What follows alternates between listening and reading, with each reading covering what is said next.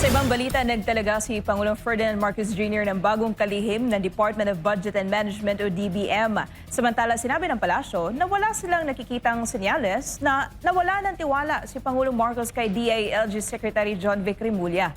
Iyan at iba pang balita sa report ni Creslyn Catarong. Itinalaga ni Pangulong Ferdinand Marcos Jr. bilang bagong kalihim ng Department of Budget and Management o DBM si Kim Robert De Leon. Siya ay Assistant Professor ng National College of Public Administration and Governance o NCPAG ng University of the Philippines, Diliman.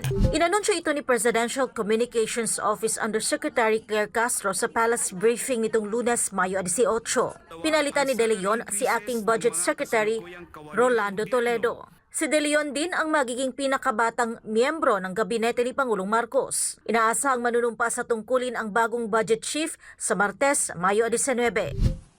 A career public servant, Secretary De Leon is recognized for his work in fiscal management, organizational reform, and digital transformation.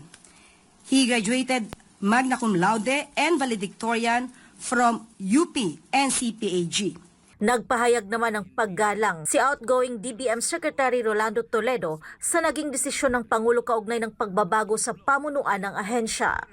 Sa kanyang pahayag, sinabi ni Toledo na handa niyang tanggapin ang anumang pasya ng Pangulo bilang bahagi ng kanyang paninilbihan sa gobyerno. Nagpaabot din siya ng buong suporta sa bagong itinalagang DBM Secretary at nagpahayag ng kumpiyansa sa pagpapatuloy ng maayos, transparent at makataong pamamahala sa departamento.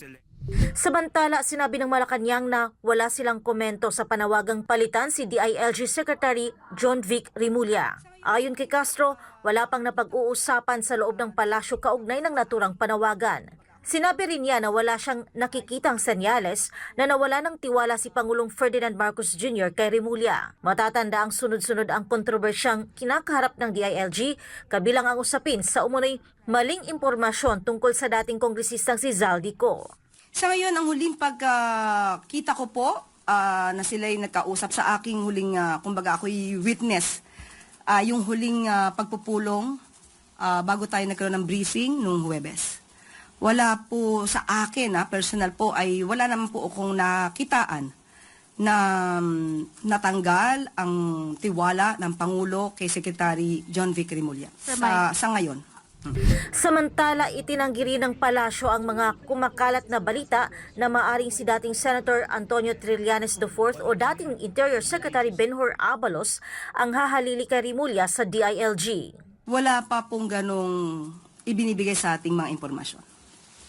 Sa ibang balita naman, ipinahiwatig ng Malacanang na hindi naging issue para sa administrasyon ang dating pagkakasama ni former Iloilo City Mayor Jed Mabilog sa drug watch list ng nakaraang administrasyon, lalo't wala namang kasong naisampalaban sa kanya hanggang ngayon. Ayon kay Castro, kung may sapat na ebidensya laban kay Mabilog, ay noon pa sana ito nauwi sa pagsasampa ng kaso.